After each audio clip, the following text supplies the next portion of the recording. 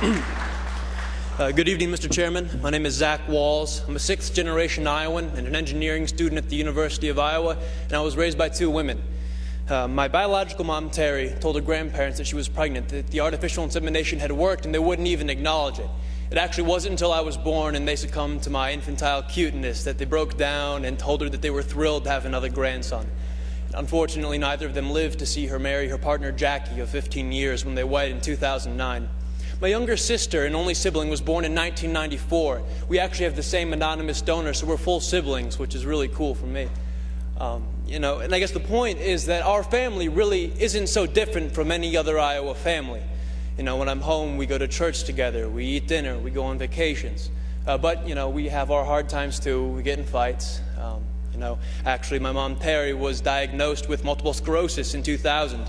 It is a devastating disease that put her in a wheelchair, so we've had our struggles. But, we're Iowans. We don't expect anyone to solve our problems for us. We'll fight our own battles. We just hope for equal and fair treatment from our government. Being a student at the University of Iowa, the topic of same-sex marriage comes up quite frequently in classroom discussions. And the question always comes down to, well, can gays even raise kids? And the conversation gets quiet for a moment because most people don't really have an answer. And then I raise my hand and say, actually, I was raised by a gay couple, and I'm doing pretty well.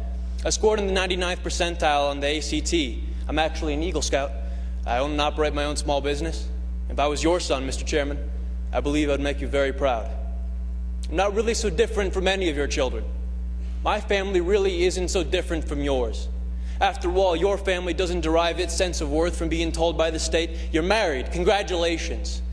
No, the sense of family comes from the commitment we make to each other, to work through the hard times so we can enjoy the good ones. It comes from the love that binds us. That's what makes a family. So what you're voting here isn't to change us. It's not to change our families, it's to change how the law views us, how the law treats us. You are voting for the first time in the history of our state to codify discrimination into our Constitution, a Constitution that, but for the proposed amendment, is the least amended Constitution in the United States of America. You are telling Iowans that some among you are second-class citizens who do not have the right to marry the person you love. So will this vote affect my family? Would it affect yours? Over the next 2 hours, I'm sure we're going to hear plenty of testimony about how damaging having gay parents is on kids. But in my 19 years, not once have I ever been confronted by an individual who realized independently that I was raised by a gay couple. And you know why?